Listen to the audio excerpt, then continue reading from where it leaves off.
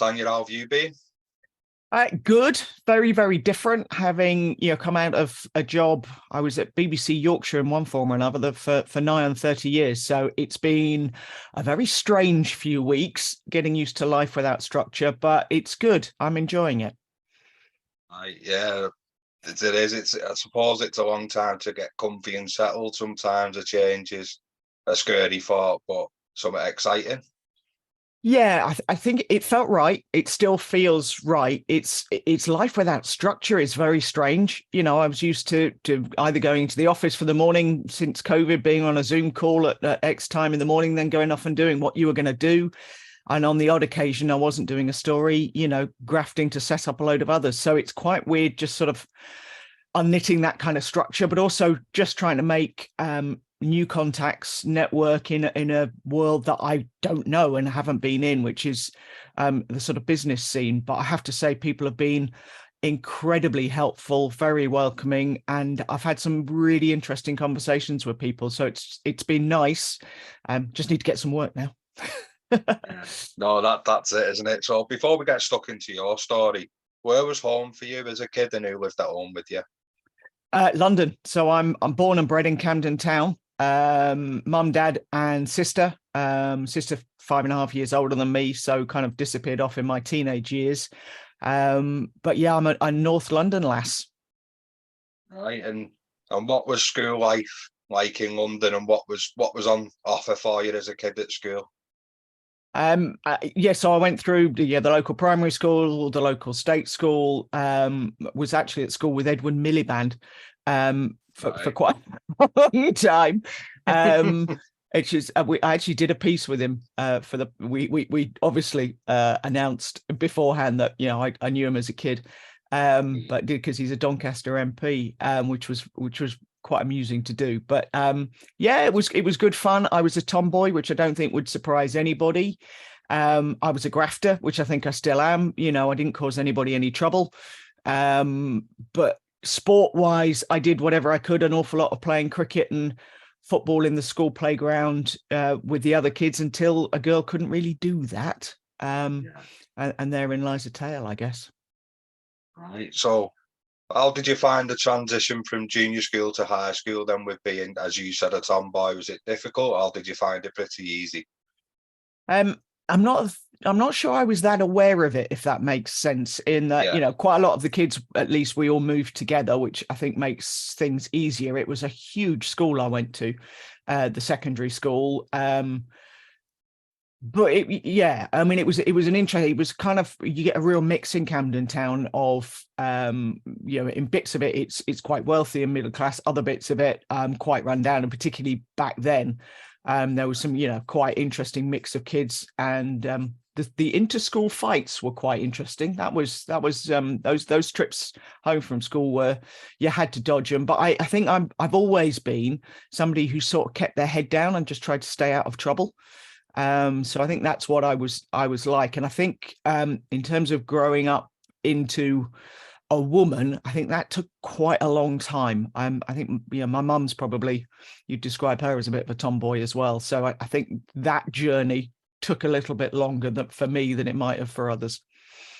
Right. And do you think with your knowledge and ability to play sport made it a bit easier with several friendship groups?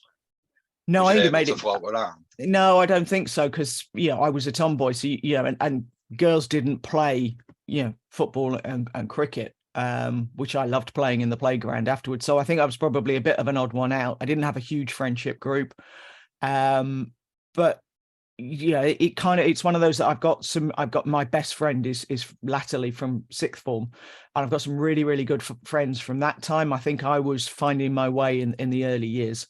But no, I don't think sport didn't help me, because I was very much an odd one out because I was the only girl.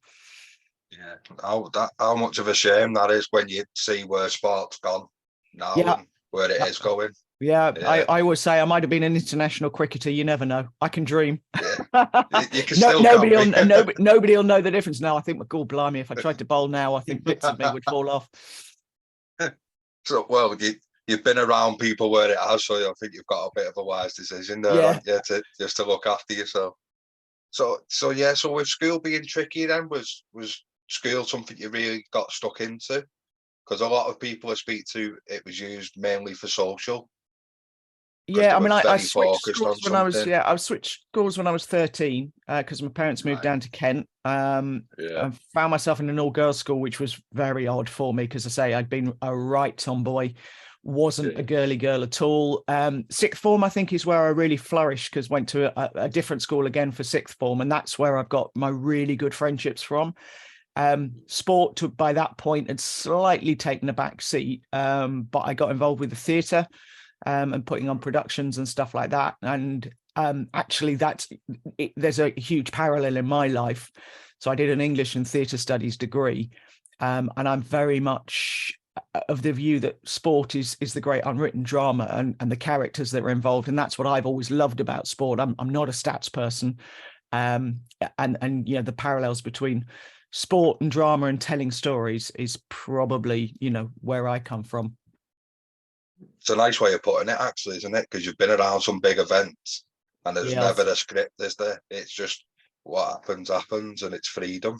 yeah, and I think even when you kind of know what the outcome might be, there's you know, take Grimsby recently, you know, going, I mean, they've incredible and what they've done against Southampton, but you kind of knew it was likely to come, hit the buffers at Brighton. But just the story of them getting to there is a fabulous story to tell. So I think, you know, even if you can give you 99% chance that you're going to be right on what the outcome's going to be, the story of the underdog getting there is almost better. And that's what the Infinite Cup's all about, isn't it? In this Yeah. country, it's about the Grimsby stories and Lincoln not long ago and things like that. So if we go back a little bit then to playing sport, and what about football and cricket tick the box for you? I think they would. I suppose they were the biggest sports. I'm where I'm from is around the corner from Lords. There's something about cricket I've always loved. I think it's the rhythm of it. It's quite a relaxing sport to sit and watch. Not the T20 these days, but it was very much more, you know, test matches and stuff like that. And also, I loved scoring. You know, the old-fashioned scoring with all the little dots. I liked patterns. I think it was probably that. And I do like. I did do maths, but I think I was more of a pure mathematician than applied. I always found the applied side of it quite tricky, but I quite liked the patterns of pure maths. If you know, it's a weird one. If you put it in front of me now, I couldn't do it at all. But and football was just, you know, it is the big sport. So I think I just enjoyed kicking a football around. And actually, I think if you look at what were, when I was growing up, girls' sports and boys' sports, you know, people didn't play netball in the playground at break.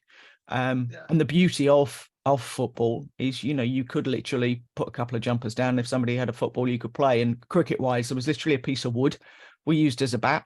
And, you know, there was, you drew in chalk wickets on a wall and off you went. So I think, you know, it was being able to play those things. Whereas, you know, I say netball and stuff like that, and hockey, which was the other one. Yeah, girls didn't play. You didn't play that at your break. So you had chalk and we had broken flags in that we had to stand up for wickets. So you had it the good way. Oh, luxury. Yeah. So what was the options leaving school then? So what did you choose for GCSEs or whatever you chose, and where was that direction going to take you? I did a right mix. I mean, I was arts and sciences, so I did all three sciences. Did very well in them, and probably should have gone with those, but didn't. I did English, geography, and maths at A level. Wasn't great at A levels. Don't know why. Me and A levels never got on. Because I got a 2-1 degree and was closer to a first than to a 2-2. So, you know, the brain was all right. There was just something about A levels and whatever they wanted that I didn't quite get. But I was very lucky in that I go back to a time when it was, yes, they gave you an offer, but they'd interviewed you. So I clearly interviewed very well, or well enough that even though I didn't get the grades, I got into Warwick University. And how are you in that environment when you're under a bit of, because there is a bit of tension and stress there for the student side. So is that something you embrace, that pressure environment? Well, I don't know what you mean by pressure of being a student. Exams or? Not only exam, but you said back then they interviewed for places. So how do you Yeah, feel the process of an interview? Was you good at that sort of thing? I think, you know, I think probably if I went through a BBC interview now, I might struggle. I think the ones where they're generally finding out about you, your love for what it is you're applying for. I did quite well. And I definitely clicked with the woman who did the interview, and she taught me Shakespeare. She taught me, plays and stuff. I did English and theatre studies, so it was a very sort of, though it was not acting, it was very play driven as a course. And I clearly I clearly showed a passion for the course and what I liked about theatre. Suppose, that's a nice way of putting it as well. It's you were selling yourself and what your interests were rather than trying to please them, wasn't you? Yeah, I mean, it wasn't it wasn't a tick box exercise. I think a lot of interviews now, I don't know about university interviews, obviously, but I think if you go for a job with HR and stuff like that, you've got to meet various criteria, and it's got to be, there's a lot of ticking boxes, isn't there, and making sure it's a very fair process, which it has to be. So talk to us about uni life and what comes along with uni life, as well as obviously freshies is a great chance to let the barriers down, though, isn't it? I know we've just associated that with the drink a little bit, haven't we, and excessive food and partying, but it's a chance to open yourself up socially, isn't it? Yeah, I mean, I think it's a chance to grow up as well, university, isn't it? And leave home, and I think sort of find yourself. I mean, one of the things I found was the university radio. Warwick Universities. I mean, Simon Mayo's an ex-graduate of Warwick radio station. And I did a Saturday afternoon show doing the sport. But that was a lovely, it's like-minded people. There's a guy called Phil Parry who works down at BBC London. He was the year above me. He was on there as well. It was lovely to see. When the London Broncos came up, we did quite a lot of work with him. It was really lovely to meet up with him. Adam Mountford, who is the TMS producer these days. He was my year there as well, so work with him, and it was a really nice time, I think, in terms of just growing up and growing into who you wanted to be. It bought you time, and you go back to my time, you didn't have to kind of mortgage your house to go to university, so there wasn't the pressure on it, I think, that there is these days for kids who are going to have this completely clear path of who you're going to be and what you're going to do and all of that, which I think is really difficult to answer at that stage in your life. Yeah, there's a big decision to make whether you're willing to put yourself in that type of debt, isn't there? Whether it's available to you. Some, like we said about boundaries of standards of living, some kids are really bright, they just can't afford to go, and the ones that can afford to go maybe haven't quite got the academic skills to get there. But hopefully it all evens itself out. But when you said it was a really nice time on the uni radio, was it due to freedom? Was you allowed to just be yourselves behind the microphone? I think it was just so. The odd thing is my career has pretty much been in television, but I listen to much more sport on the radio. I love Test Match Special, so to be on the radio felt like I was doing what I'd listened to for all those years. And I think it was just like-minded people who, in our case, all love sport, but also loved the medium of radio. I covered the funeral of Fred Truman, absolute Yorkshire legend, and I've met him, but I've never seen him play in the flesh. I've seen, what he could do. But for me, he was a voice on Test Match Special. He was the grumpy Yorkshireman on Test Match Special. And, I reflected that in the piece we did, because the late, great Christopher Martin Jenkins had come up to the funeral as well up in Bolton Abbey. And it was, that Test Match Special was very, very part of my life. It was like a companion that came along with you. So to find myself doing sport on the radio was just a lovely thing, really. Yeah. And did your degree give you the insight of what can go on behind a production as much as what goes on to the eye of a production? It was much more studying the plays. It's quite an academic course. It wasn't drama as such. It was studying the plays. I am incredibly well read, but I can't actually remember any of them, which sounds absolutely dreadful. But, if you give it to me, I'll work it out, but in terms of, they all slightly merged, particularly all of the kind of, Shakespeare into Shakespeare, not so much, but the Websters and stuff like that. There was an awful lot of that that did, I'm not going to lie, just sort of slightly merge into one, that they all seem the same. But there was a lot of, what the stage directions are, why they were happening.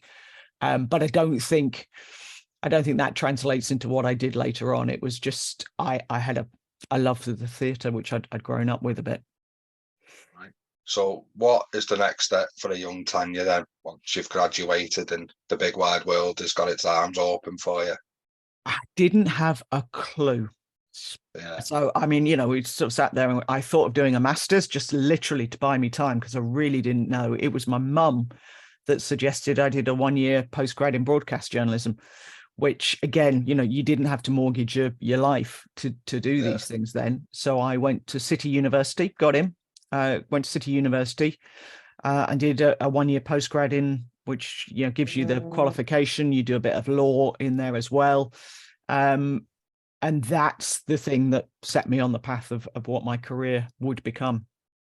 Right. And what would that entail? You're going out and seeking voluntary work, so for experience at it? I did work experience down in Kent at the Independent Station, at Wiltshire Sound. I learnt about the Magic Roundabout in Swindon, because that's what they do to all the work experience people who go to work at Wiltshire. When they send them out to go around the Magic Roundabout and go, oh my God, who on earth created this? And then they hope they come back alive, having gone around the Magic Roundabout. If you've never done it, it's worth going just to go, who the heck created this and what were they on?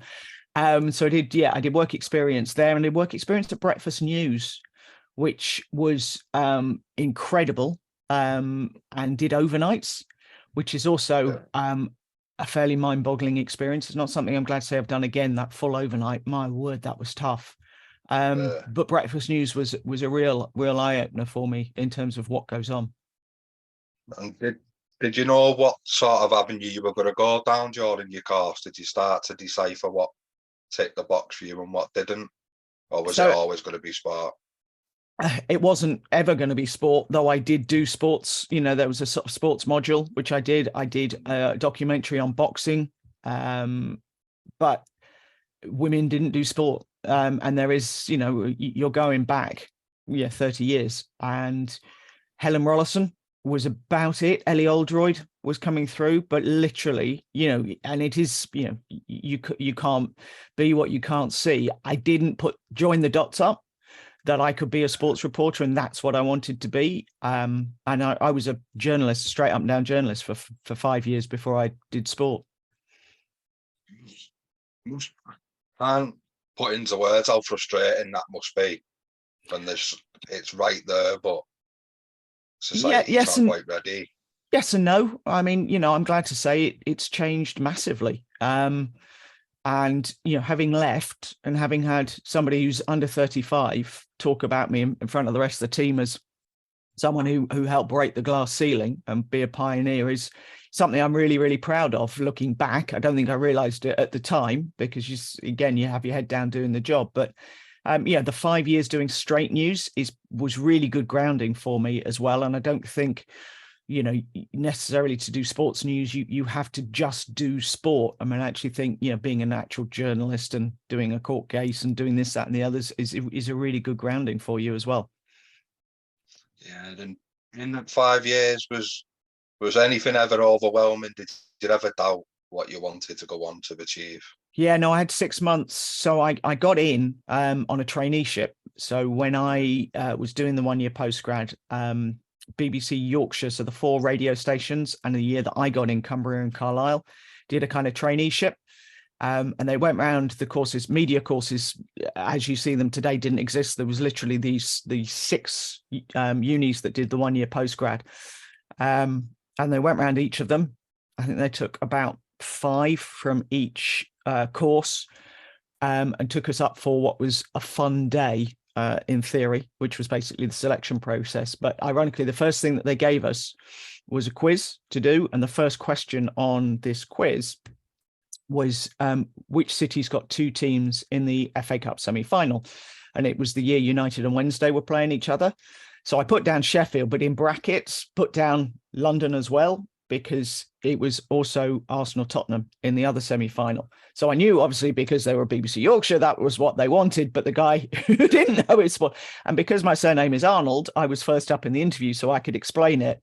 So I think immediately you've gone, oh, she knows a bit. She's a bit different. So that got me through the first process. And the second process was one of those horrible group things where you're supposed to shine but be part of a team with a bunch of people you don't know and all of that malarkey. At lunchtime they sent half of them home, and I was still standing. And again, bits of sport had come out and my interest in sport had come out. Again, they'd given us a quiz, and I think I got all the sports questions right. And I was given a job by BBC Radio Leeds initially. Did news. It was the days of tape as well and razor blades of making a package. So my God, it was slow. Went learning how to do it. And then they put me on the breakfast show after a couple of months, doing what was a news and sport mixed shift, which was pretty much my introduction to rugby league, because it was the days everybody played on a Sunday. So the Monday morning was rugby league results. And the presenter of said Radio Leeds breakfast show was one Dave Woods. So we go back right to the beginning for me. So is it nice to go through the levels and the statuses along with these people that you're naming, so that you're seeing each other's journey, which must be really pleasant, the growth that you have had and similar paths? Yeah, I mean, Dave has been a constant through my life, and he's the one that taught me that it's Castleford and not Castleford. Yeah. So that first bulletin that I did at 6 o'clock on a Monday morning, I got back downstairs. For some reason, I was in a little studio on my own upstairs, and the program came from a big studio downstairs. And he said, "You did very well, but if you say Castleford on my program again, I'm taking you off air. It's Castleford, and for that matter, it's Doncaster." And by the time I went home for Christmas, and my dad said, "Would you like a drink?" And I said, "Yeah, I'll have a glass of wine." And he just looked at me. And I said, "Yeah, who are you?" Look on his face. You'll be going for a bath next. Yeah. Woodsy, he's been an ever constant through my life, and obviously spend a lot of time introducing him or him popping up on programs that I present. He's been a real constant. And actually, Damien Johnson is the other one, because I've worked alongside him at Look North and then replaced him as the sports reporter at Look North. And obviously now we do the rugby league together. So they're two people who have been real constants. But one of the lovely things about Look North has been that there was a team of us who really did grow up together. And for 15 years, it felt like nobody ever left. And then a lot of us, over the last couple of years have gone. And I think there's a real, and it needs to happen, you need fresh blood in there. But it was lovely. There really is a family of people that I've kind of grown up with. Yeah, so it's a bit of a transition for you all in a similar time frame as well. Yeah, in the last couple of years, a lot of us have moved for different reasons. There was a big round of voluntary redundancies a couple of years ago, which a lot of people took, and then a few of us have gone around this time. Just complete coincidence this time around, because none of us got VR, but just time to move on. Yeah. And is it an industry where people genuinely help each other, or is it very cutthroat like us viewers and listeners think it is? Bit of both. Right. I think you get a lot of people who do, and you get some people who don't. I think that in that regard, like any industry, I'd like to think I've helped quite a few people, particularly latterly mentored a fair few people at Look North, and actually to a certain extent taken more pleasure and pride out of that than I have necessarily in doing the job, because it's just lovely to see somebody flourish. And the person who's replaced me at Look North is somebody who I mentor. You'd have to ask her whether she thinks of me as a mentor. I've certainly pushed her quite a lot. I think there are some people, and I think it's changing, but there was a point where I think particularly women didn't necessarily help women. There was a feeling threatened when if they got up there, they felt threatened by the next one coming along, which I think is very sad. But I mean, I've always got on with my opposite numbers at Calendar. They've been good friends. Yeah, we're competitors, but not Nobody lives and dies by it. It's, yeah, particularly with live telly, you're on again tomorrow. So, you know, what's the point of trying to stitch somebody up? It's never been my thing. But yeah, of course, there are people who do, and there are people who don't. It's one of those industries, I think. You'd have thought with the journey you've been on, where it's took you a long time to, like you said it yourself, break the ceiling. You think, could you see a lot of let's empower each other with women, don't you? And you think that'd be the case in front and behind the camera, but obviously you said that a threat to some people is very personal, isn't it? And nothing really should be took personal sometimes. I think for some, the battle to get there was really, really tough. So, you know, they're very wary, apart from anything. And, you know, I hope it's changing. I don't think it's changed enough yet in terms of the abuse that we get as women. But, you know, at least now there's people to talk to about it. I mean, when I look back at my early days, and that's been one of the really interesting things of talking to business people, particularly the women, of their early days in business and in finance. It's a very similar tale of being lonely. And you don't realize it at the time because you got your head down just trying to do the job and trying to prove to myself I could do the job, let alone to everybody else that I could do it. But I look back and think, my God, it was lonely. And I'm lucky that my now husband worked in sports, so at least he understood what it was I was doing, but he didn't understand being the only woman in the room the whole time, and you know what it was like when I went back to work with my kid. Not, you know, he did, but just the emotions of it and the, you know, all of that. It was a lonely time to be the only woman in the room the whole time was tough. Yeah, and the mental health thing wasn't really. It was the old man up phrase, wasn't it? Regardless of your gender, it was just toughen up and crack on. There was no one you could go in, genuinely speak to, whether it was neutral or company related, was there? No, and I, you know, it was actually quite a male newsroom as well at the time. And I don't think they had any concept of what they were asking me to do. You know, I look back and was the person who gave me the job pioneering, certainly in Look North. No, he literally had no, you know, who I was up against. I was very clearly the best candidate. Did he think, fantastic, look what we're doing, we're promoting a woman? Nope. Was he comfortable with it? Don't think so. Did he support me through it? Absolutely not. But then I'm not sure he understood what it was he was putting me into. So, yeah, I would hope the environment now is a lot more supportive. And hopefully to them types of people, you've justified it because you've earned the right to climb the ladder and do what you want to do now, because you've done the hard stuff, haven't you? You've gone through them hard times, dark times, lonely times to enjoy. Yeah, I mean, I heard a young lass stand up in front of people saying, "Oh, it's hard, so hard getting a break as a woman doing this," and you're just like, nah, no, not now. Now it really isn't. Yeah, for me, and there was somebody who was listening online, and somebody else who was alongside me who were a few years younger than me, but not many.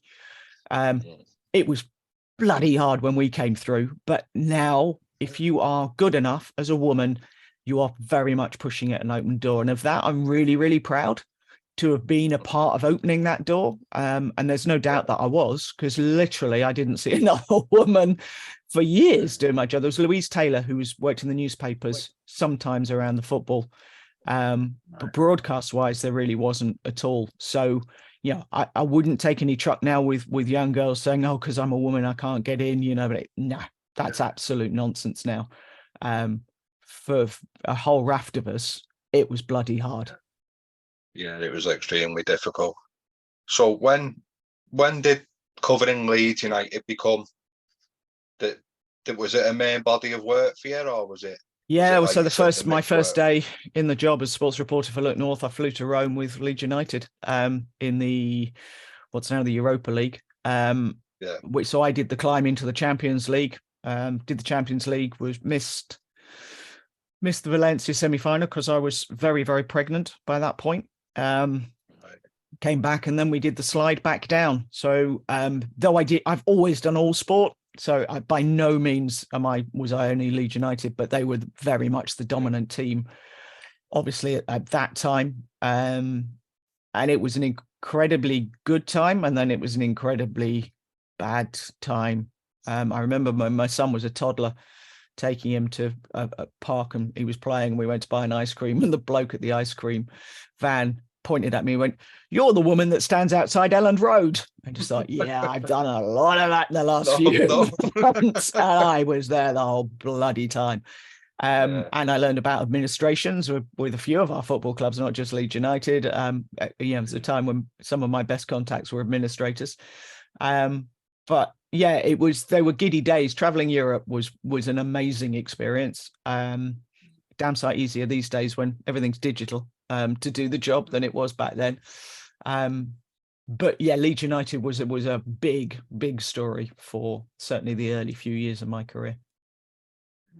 How is it riding the highs with the lows of club sport? Is it easy to put that across, Tanya? Because there'll be some people that only remember Leeds being good, and there'll be some people that remember Leeds, without being rude to Leeds. I'm a United fan, so they won't like hearing it, but it's like they're like the yo-yo for a bit, didn't they? Well, they didn't yo-yo, they just plummeted and couldn't get back up. Well, yeah. I mean, you weren't really talking for quite a long time about what was going on the pitch. It was all money and the various weird and wonderful owners that they had, because it was the golden ticket. If you could get Leeds United back into the top flight, they are a huge club. Because they're a one club city. They've got you don't have to build them as a worldwide brand. They are a worldwide brand. So that if you could be the one to get them up, you had a very, very good chance of actually making a fair amount of money, which is why they attracted some fairly interesting owners. Yeah. How is it building relationships and connections when it comes to stories and knowing that they're reliable enough to revisit? Is that a difficult task and something you've got better at as you've become more established and experienced? I think around those times there were various people that I never got anywhere near Cellino. I was a woman. I mean, I sat through there was a bizarre press conference when Adam Pearson was briefly back at Leeds United. I know he went back as a consultant or something, and Cellino was just on one. But he was answering. He was all over the place. But I asked him a question, and he just batted me away with his hand. And Adam, because went way back with Adam, just looked at the floor. He was so embarrassed. So Cellino, just forget it. There was no point. Ken Bates, I was never getting anywhere near him. As a woman, it's an interesting one. The relationship, it's changing. But the relationship then was, we had Peter Reid as manager, and a few of the boys would go drinking with him. I was never going to join in that. I was never going to be a part of that. But interestingly, years later, sat next to him at a dinner. I went, "Oh, I don't know if you remember." He said, "Of course I remember you." So, I stood out from the crowd, but I wasn't part of, I wouldn't have gone drinking with him and stuff like that. So it's different now. I think you don't really get very close to certainly the top flight of managers and stuff like that. They very much are. And that's one of the sad things I think about football. As you go up it's very, very distant, and you don't really have those relationships with people. But I think my relationships were different. But I think I was always, I wasn't afraid to ask the question. If a difficult question needed asking, I would ask it, and I think that earned a lot of people's respect. And it earned the respect of some of the journalists around me, which was also important. I was really lucky with the crowd that followed Leeds United. They were a really, really good bunch, and they kind of looked after me. And I had Ian Dennis as well, which you couldn't ask for any more than Deno. Right, and it probably kept it at arm's length without knowing as well, didn't it? If you were willing to go in and meet fire with your questions and answers, they were probably well aware of looking around you rather than at you for questions, weren't they? No, I never had that. You were all right. I mean, I think certainly, Yorkshire Cricket, the guy that used to run Yorkshire Cricket, he's always said, if there was a tough question to ask, you'd be the first one to put your hand up, and I had huge respect for that. Somebody's got to ask the question. They know it's coming. So, somebody's got to ask it, and I don't have respect for journalists who will just ride on the coattails of the ones that will ask it. And I do know some of them. The question's got to be asked. Have the balls to ask it. Quite frankly, why do I have to do it every time? Yeah. Yeah. No, and I suppose that's why you got into the game, though, wasn't it? To put yourself forward and to get that info for people and for yourself, because you're into sport yourself. We all want to know like the intricacies and dark arts of certain things. It's just like you said, whether you're good at ask it, isn't it? I just think you've got to do your job. I mean, I've got, I didn't take any pleasure in, I don't take any pleasure in the difficult stories, the tough stories to tell. But it doesn't mean they haven't got to be told. That's the job. You have the glory times, but you also have the tough times as well. And I'm first and foremost, I'm a journalist. That's my job. That's my training. And your job is to tell the story as it is, I think. Yeah. And you mentioned that the better the standard, the least contact and sort of outreach there is. So when you go to them lower leagues, and sometimes it might have been non-league and stuff, are they some of the most enjoyable places you've been? Yeah, and that's actually the club that I think was one of my favourite to deal with, actually, because they didn't push us away as they got higher up, was Sheffield United. And when Sheffield United were in the Premier League, they included the local media. I completely understand for the clubs, the higher up you go, the demands, particularly television demands with the rights holders, are immense, and they have to do open training on X, Y, and Z. And we're not rights holders. When you come down to local level, you're not a rights holder. But they made sure that we had the same access because we've been there all the way. And I think one of the most impressive things I've seen from a football club that is on the up was when Sheffield United got promoted. If you remember, it was a game they weren't playing and that we were looking at somebody else's result, and they invited everyone along, all the players and the manager were watching, and said, look, if they make it up, fill your boots. If they don't, none of this ever sees the light of day. And that's, you've got to have a really strong relationship with all the people and all the organizations to have the trust in them. And it is a trust that goes both ways. But I just thought that was a really, really impressive way to treat the media. It's a very grown-up way of treating the media. Thankfully, it did work, and the footage was absolutely incredible. But Sheffield United were really, their press officer fantastic to deal with. Actually, oddly, a couple of the lower division clubs currently are bloody difficult. I won't go name names. It has changed. Football has changed, I think, quite a lot. It's got a lot more distant. It's maybe one of the reasons I love dealing with the rugby league. It's so open and so friendly, and the access you get to players is incredible, and coaches. So I think, I think maybe that's one of the reasons I love the sport as much as what goes on the pitch. Well, to be honest, you've led us on nicely there. So is that how rugby league has sort of stepped forward for you because of how open and welcome it is, and the fan base, I imagine, aren't quite as brutal as other fan bases, and there is a real acceptance there to grow the sport regardless of gender, ability, because the PDRL's kicking off properly, isn't it? The LDRL's kicking off properly, the women's game's growing. So what is it about rugby league that you thought it's a bit of me when you first went or first covered? I think there was an element of, if you're in Yorkshire and doing sport, you've got to get your head around rugby league. But it was incredibly welcoming, even though I clearly wasn't, an expert on it or anything like that. I'm probably not anymore, not now, but I know a bit more now than I did then. Brian Noble's probably the most interesting one for me because he really has known me all the way through. In terms of, he was assistant coach, then he was coach at Bradford Bulls. So they were the kind of most successful in the early part of my career. I always say Nobby knows exactly how much I don't know about rugby league. And then obviously, he's been a pundit on many a program that I've been on with him. But he was fab, and Stuart Duffy, who was the press officer at the Bradford Bulls at the time, they were so helpful. And now, Phil Daly at Leeds Rhinos has been incredible. Those were the two real success stories in the day job that I dealt with in terms of, the Bulls were winning everything and turning around rugby league in the early days, and then kind of the Rhinos took over. And those two press officers were just brilliant at what they did in the case of Stuart. But but all of them, you know, all the clubs have been phenomenally welcoming. I've only had a couple of times when, you know, as you know, I felt like, you're a woman, what the hell.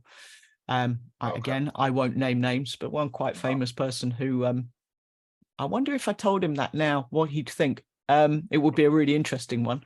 But yeah, the sport has been amazing for me. And, you know, for somebody who came from North London to have found such a home with rugby league is credit to the sport more than it is to me. I think that it is welcoming. I remember when Claire was doing it, you know, I mean, she just absolutely loved, and so does Chappers. Yeah, I don't think I'm speaking out of turn to say, you know, he probably financially doesn't need to do rugby league. He loves doing rugby league. And we just love what we're doing when we're doing working on rugby league. It's just a fantastic team of people to work with. And yeah, it's been a very, very special sport for me. Yeah. And what sort of things is it that you enjoy behind the scenes? Obviously, like this weekend, you showed swapping your jacket over and stuff, but that's the thing we don't see, isn't it? Everything looks like it's hunky dory.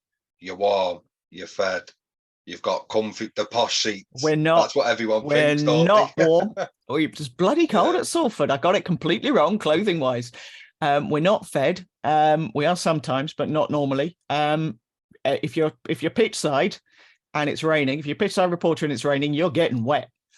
It's not a glamorous job. I think people think it's a very glamorous job, and it definitely isn't. The coat change, I'm waiting to see the edit of that. It's for literally one line in the program. And I'd like to say that I've had the snow leopard coat for quite a long time. I've put proof of it up from 2019 in the London Broncos, but I think people can guess what the club might be that we're talking about. But yeah, I mean, what I love most, again, it's the team. So my producer, John Harrison, we've done the show together since I took over in 2012, and he's brilliant. It's his program. Really, it's my job to make his hard work on screen. But I'd like to think we're a pretty impressive partnership in terms of, you know, I trust him implicitly. We generally have the same. We tend to have a guy called Rob, who is the main cameraman. Now we're out on the road.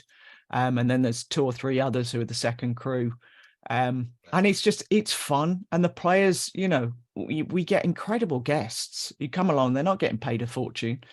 Spend the afternoon with you and you get to chat to them, you know, while the game's going on. And, you know, to watch a game with players or coaches is absolutely fascinating. I mean, watching a game with John Keir is, I mean, he's still like a child. His excitement when we were in COVID, and we took him, I can't remember, were we at St Helens? So we were 2 or 3 weeks into it, and he hadn't seen a game. And it was like, you know, taking a kid who hadn't been allowed sweets for 6 months into a candy store. He was just so excitable. And it's just infectious, that. But, you know, it's very much, and, you know, when you go up to the Challenge Cup and the World Cup and stuff, you know, we're not the biggest team, but it's a really close-knit team of people who love the sport. And that's the thing that's fantastic. It's the team of people. And I think when you're presenting at the World Cup, the Challenge Cup or whatever, you are purely, you know, I very much feel the responsibility of delivering all the work that they've put in, because the people who are working behind the scenes have put an awful lot more in than me or Chappers rocking up on the day to deliver it. And you want to do your best for them and for all the work that they've put in. So I'm sure you don't get fed, because it's something we do silly, at the Challenge Cup. So the Challenge Cup, we get sandwiches. So we literally have a little picnic, a little bag. So I've gone to the nearest shop and you get a sandwich, packet of crisps and a chocolate bar. And that's it. Little meal deal. Yeah. I mean, they've come out with a bag full of sandwiches.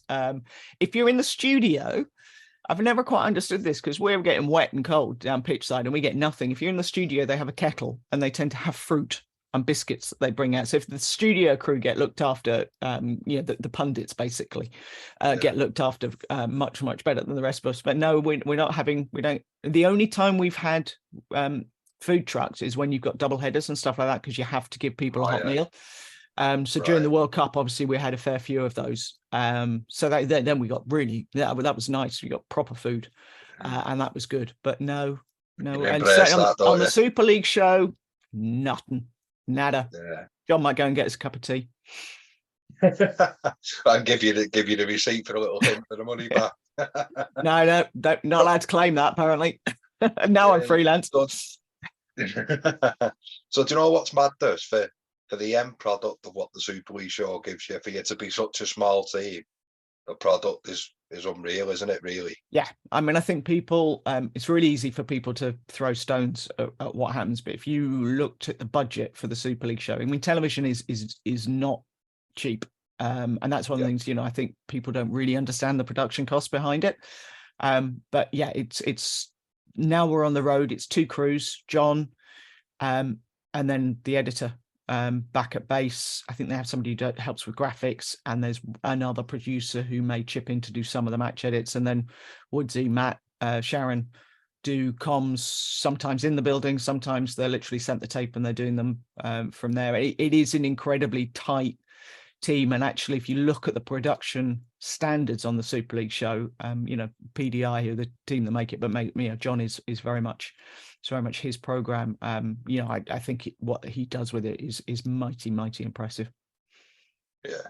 And how did the reach out to you come about to take over, and was it something you had to think twice about?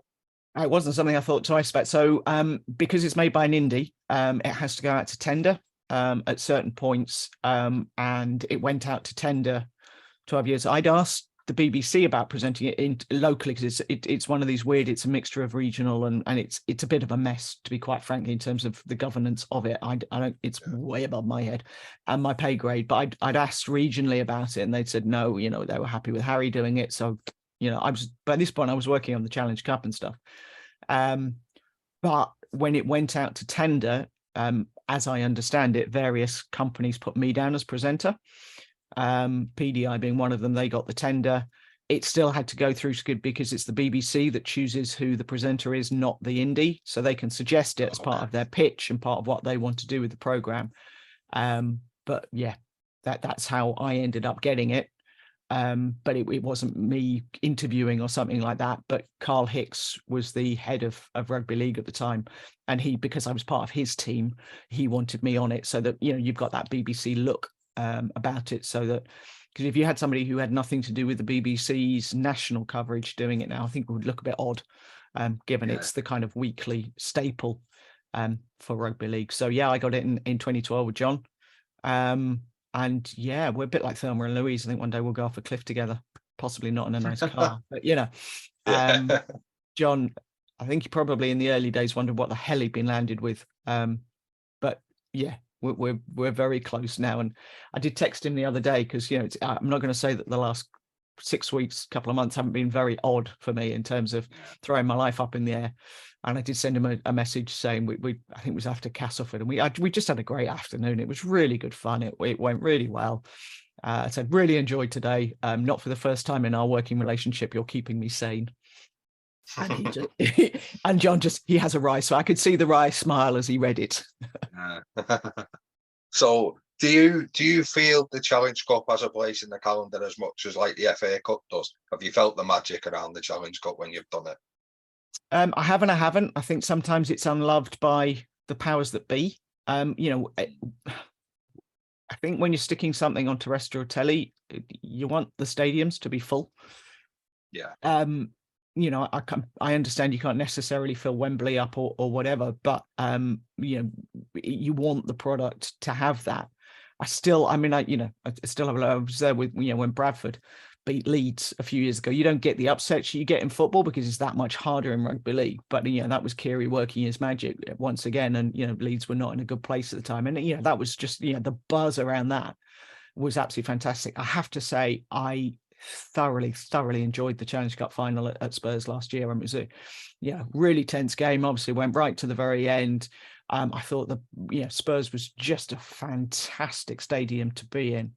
So yeah, I'm absolutely. I hope as we are reimagining the game, they reimagine how important the Challenge Cup is. And that's not to do down anybody else's coverage, but if you look at the numbers that we get for the Challenge Cup, it's big numbers.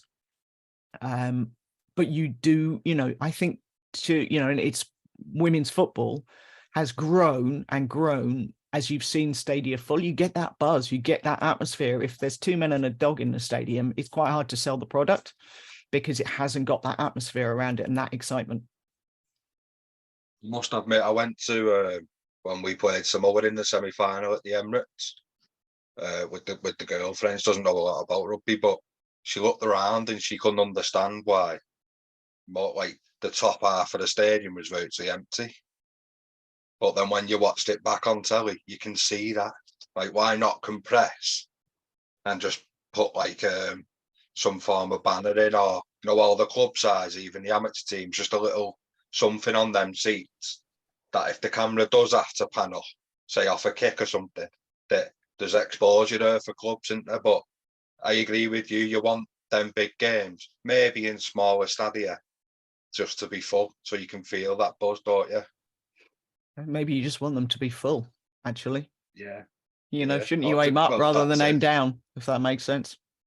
100%, yeah. And it comes from asking people to pay silly money for tickets, I suppose, doesn't it? And if you're going to have it in London, make it so it's easy to get there, and because of everything that was going on at the time.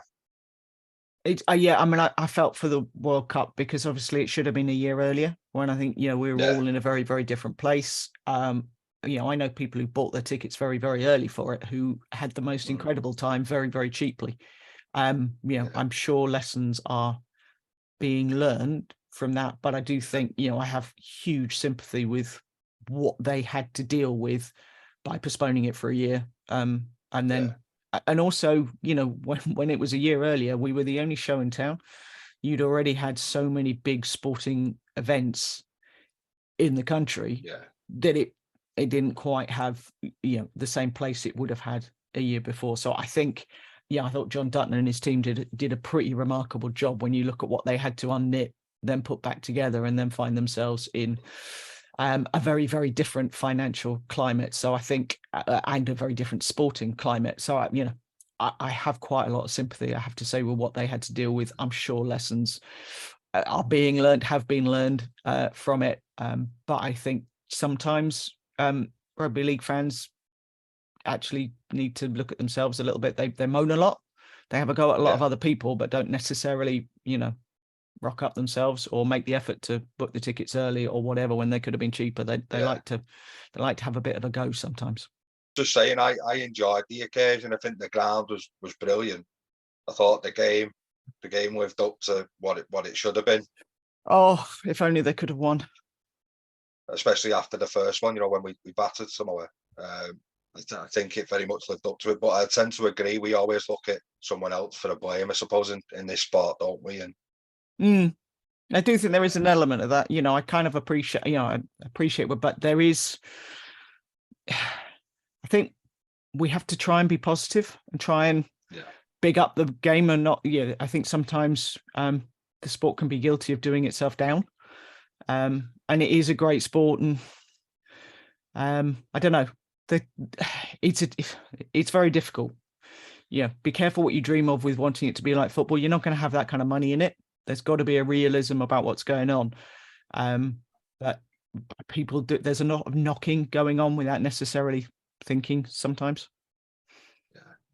While you were doing the coverage on the radio and stuff with the BBC, was rugby union ever a potent threat to football and rugby league? Because I know Yorkshire, Carnegie, or whatever they go by now, they've been very. You've talked about owners with Leeds United. I think they've been very similar with owners there, haven't they? I know Gary had a little to do with them. When you say a threat, what do you mean as a threat?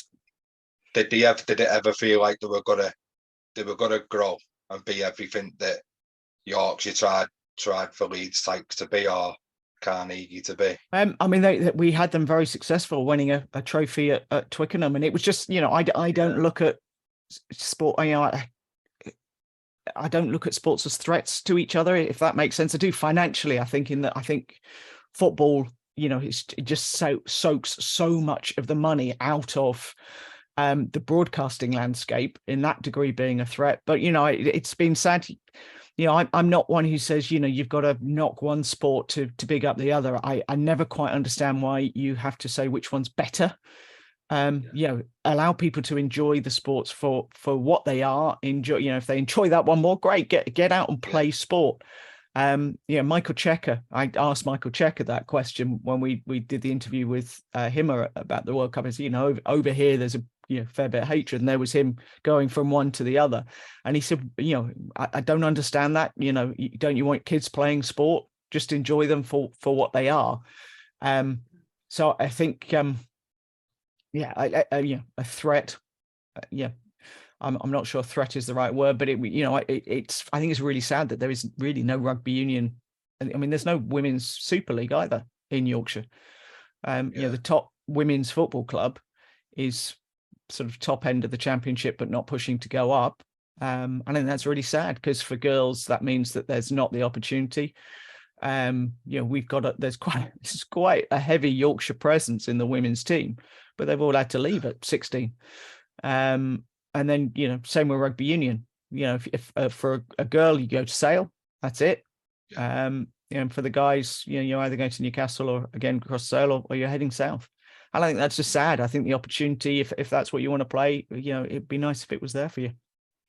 Yeah, no, that ideally you'd have a club in every hot spot, wouldn't you? That people have something to look forward to and want to represent. Well, and I think I don't know whether if you're sat in the middle of Leeds, because you've got Yorkshire cricket, but that is the only one that is what it says on the tin. So it's the only, having covered Yorkshire sport, the antipathy between various bits of Yorkshire, kids fair to say, is fairly heavy duty. A lot of they don't like each other in various parts. So it's quite difficult to break that down, because you have got, cricket, it is Yorkshire cricket. It's a county game. Therefore, it kind of works. Whereas for the rugby union, I get why they tried to do it, because they tried to be the rugby union club for Yorkshire. But then there's quite a decent one in Rotherham. There's one in Doncaster, Harrogate's got, and they just didn't buy into it. So that didn't work either. But, even if you'd gone as Leeds or whatever, it would have been good if, to have a top flight rugby union club. It's only good for an area. I think it's positives rather than looking at it negatively. 100%. So you've been involved in some big occasions in the sport, and you've met some great people. And what big occasions really stand out to you? And because it's the people that make the game, isn't it? The game don't make the people. Yeah, it's funny. We did last year. We launched the Super League show. The first one was going out on the 14th of February. So we did a Valentine's sort of thing, and I did the launch. We asked 11 of the 12 coaches, what do you love about rugby league? And I think 10 of the 11 said the people. And I think that's one of the things. We went up to Barrow last year for the Challenge Cup, and it was one of the most memorable days I've had doing the Challenge Cup. It was absolutely fantastic. I'd not been up there. I mean, it was a hell of a drive up. It's a beautiful drive to get there. The people were so welcoming, so pleased that we were there. It was a great game. It's a really, really good advert for the game. And it's one that sticks out in the memory. I'm not going to, it was lovely. Thoroughly enjoyed Spurs, thoroughly enjoyed the final. But I think, the ones that really stand out is often the people that you're around as much as it is, the match or the stadium that you're in. And you've talked about you've gone freelance, haven't you? And you're branching out into the world. So were you hoping that takes, and is sport still going to be a big part of that? I hope so. So obviously I'm still doing the bulk of the Super League show this year and involved with the Challenge Cup. Who knows what happens rugby league wise next year, because none of us do know. So I'd be really, really sad if I'm not doing rugby league next year. I'd like to do another Olympics. I've been very lucky. I've done a couple of Olympics with the BBC regional team, but I would like to go to another Olympics. Unlikely that that's with the BBC. That's probably with another broadcaster. But I also just wanted to do some stuff that was different. And the crossovers between sport and business and what they can learn from each other are huge. So working on a couple of pitches for presentations, sort of panels with businesses. And I had some really interesting conversations with people. Spoke to a woman last week who's just fantastic. I just thought, what a great woman. And, one of the things I think the thing I love most probably about the job is interviewing people, letting them give their opinions and their stories. And the way that we do the Super League show, the way we do the Challenge Cup is, as the presenter, you're sort of the facilitator for the people who know better than you what's going on. So telling other people's stories, and it doesn't really matter what field you're in. An interview is an interview.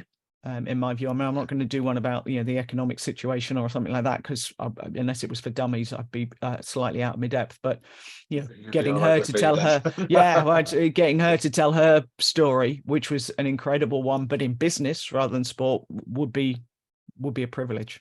So it's a bit of a blank sheet of paper, but it's really nice to be doing, talking to totally different people and just having some new challenges. That's all it was about. It was not, I haven't thrown my toys out the pram or anything like that at all. I'd given everything I could to the job at Look North, and it had given me so much in return. And it was just time, I think, for both of us to have something new. I think probably the sports reporter needed a fresh pair of eyes and a fresh approach to doing it. And I just needed something different to get my teeth stuck into. Just a nice refresher. Hopefully, fingers crossed. So it's mad, really, because I've just bypassed the Olympics on you, really. But when you think back and the journey started, could you ever have imagined where the places it's took you, the people you've seen, the arenas you've been to, and the events you've been a part of? Like you said at the time, I imagine you're fully invested in what you're doing, and you don't really get a moment to step back and go, wow, and look round. It's probably when people like me, my dear. Well, no, it's been the chance to have a little thing. It's been stepping back. It's been stepping back from that role. But I'm hugely appreciative of what doing the job at Look North has given me, where it's taken me, what opportunities it's given me. Which is, I'm certainly not going to be somebody who has a go about it at all, because I've been really fortunate. I mean, to be at London 2012, I've been asked a couple of times, what's the highlight? And I love rugby league, as you know, but being at London 2012, I mean, the Olympics is just the pinnacle. In my view, for me, I just absolutely love it. And to be at London 2012, see some of what I saw, be there on Super Saturday. I mean, Jess Ennis is somebody I'd followed all the way through. So to be there when, she won gold was just absolutely incredible. Nicola Adams, I wasn't there when she actually won it. It's a long story. So I wasn't in the arena when she won the gold, but it's just there's been some unbelievable moments, and then I got to go to Rio as well. So fantastic moments. And one of there's a question you're going to ask me later which I can't answer. I think which is going to be an interesting one, because I hadn't put two and two together. But I absolutely would never have dreamed I'd get to do some of the things I'd done. Especially a home Olympics. What was the atmosphere like when you first rocked up there? And is there no expectation because you don't know what you're going to get? So when I went for the job interview, I didn't really kind of clock. By that point, I'd done a Challenge Cup, a couple of challenges. I was part of the network team doing that by that point. And they'd asked, you go through the interview process, and I clearly, because I had that network experience, I'd done a Challenge Cup final. I think they talked about, pull out a highlight or something like that. And I talked about the first Wembley final I'd done. And then got a phone call I was on the train going home, got a phone call saying you've got the job. And I didn't realize how much I wanted it until they told me I got it. And it was just an incredible buzz. And being a Londoner, I know people don't talk to each other on the tubes. London, I don't think I don't think I'm speaking out of turn to say London isn't the friendlier of cities. But you rocked up at the Olympic Park, and the volunteers literally instantly, you thought this is going to work.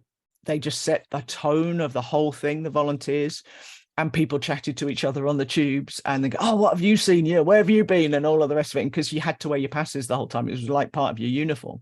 So people knew, and they had the tickets around their necks or whatever. And it was just just an incredible 2.5 weeks or whatever. I was down 3 weeks, but I was down there. And something I will never, ever forget. And just, the pride. I mean, that opening ceremony was so good as well. But I think just walking around the park with the volunteers, even though the public weren't in, you just got a sense that it was going to be brilliant. I can't get a signal in the living room, but you're getting one on the tray.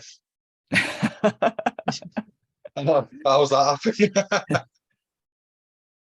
So yeah, it has come to that chat where I'm going to ask you a few daft questions. So did you get any pre-show superstitions? Was there any routine that you used to do, or? No, I'm not a superstitious person, and currently I'm getting quite forgetful. So I rocked up at Salford minus like makeup and stuff like that, and a hairbrush. No, I don't have pre-match superstitions. Right. So the toughest player you've watched play the game, and the definition of tough is very different for everybody. Jamie Peacock. Jamie's just, having watched him through his career, that grand final, I think he probably did about 70 minutes. I have no idea how he was even stood up at the end. But obviously I've also worked with JP a lot, to know him, as a person.